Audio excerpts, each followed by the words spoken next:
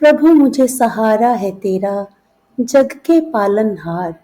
कार्तिक मास महात्म्य की कथा करूं विस्तार। हरे कृष्णा। आप सभी का सादर अभिनंदन। कार्तिक मास महात्म्य की पुण्य कथा की श्रृंखला में आज 5वें दिन की कथा में आप सभी का स्वागत है। आइए कथा का श्रवण करें। बोलिए श्रीमन्नारायण भगवान की जय। राजा पृथु बोले, हे नारद जी, आपने कार्तिक मास में स्नान का फल कहा। अब अन्य मासों में विधि पूर्वक स्नान करने की विधि, नियम और उद्यापन की विधि भी बतलाइए। देवऋषि नारद ने कहा, हे राजन, आप भगवान विष्णु के अंश से उत्पन्न हुए हैं, अतः यह बात आपको ज्ञात ही है, फिर भी आपको यथाचित विधान बतलाता हूँ।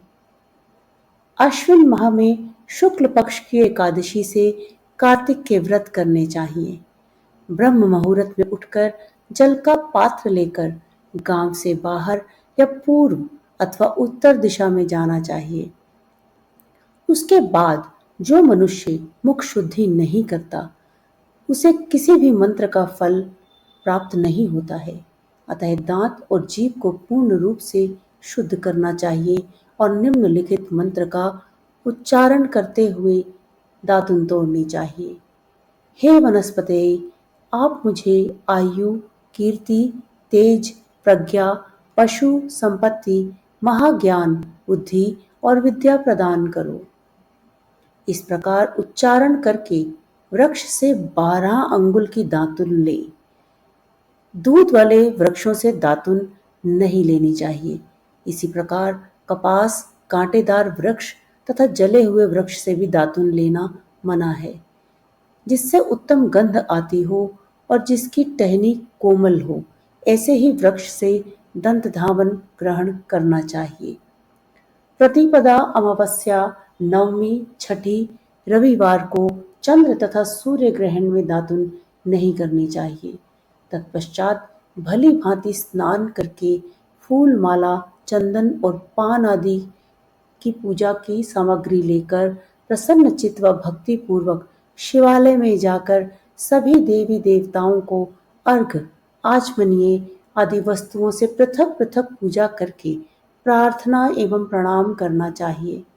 फिर भक्तों के स्वर में स्वर मिलाकर श्री हरि का कीर्तन करना चाहिए। मंदिर में जो गायक भगवान श्री हरि का कीर्तन करने आए हों, उनका माला, चंदन, तांबूल आदि से पूजन करना चाहिए, क्योंकि देवालयों में भगवान विष्णु को अपनी तपस्या, योग और दान द्वारा प्रसन्न करते थे, परंतु कलयुग में भगवत गुणगान को ही भगवान श्री हरि को प्रसन्न करने का एकमात्र साधन माना गया है। नारद जी ने राजा पृथु से कहा, हे राजन, एक बार मैंने भगवान से पूछा कि हे प्रभु, आप सबसे अधिक कहाँ निवास करते हैं?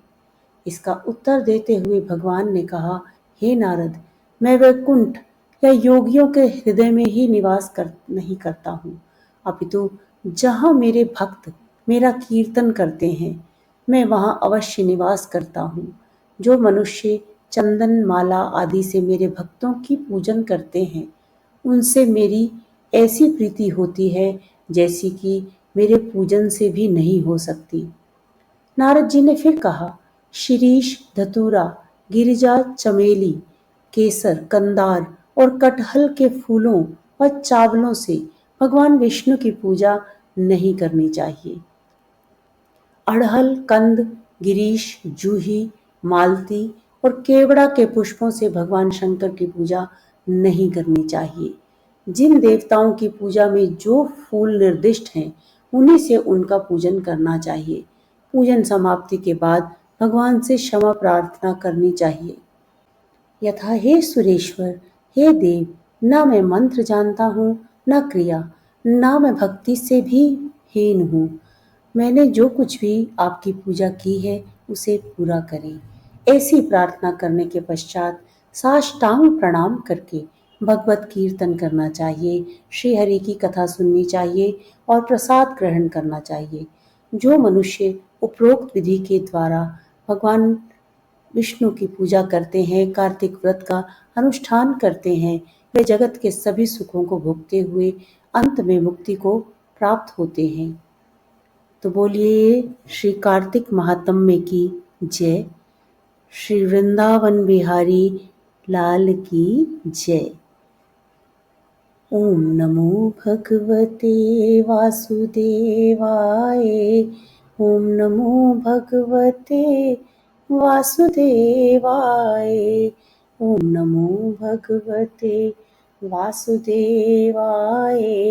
ओम नमो भगवते वासुदेवाय। ओम नमो भगवते वासुदेवाय। ओम नमो भगवते वासुदेवाय। ओम नमो भगवते वासुदेवाय। ओम नमो भगवते वासुदेवाय। तो बोलिए श्री बांके बिहारी लाल की जय। यदि आपको यह वीडियो पसंद आई हो तो कृपया लाइक के आइकन को ज़रूर प्रेस करें। कमेंट बॉक्स में जय श्री राधे कृष्णा लिखें और आगे भी कथा सुनते रहने के लिए चैनल को सब्सक्राइब कर लें। जय श्री राधे कृष्णा।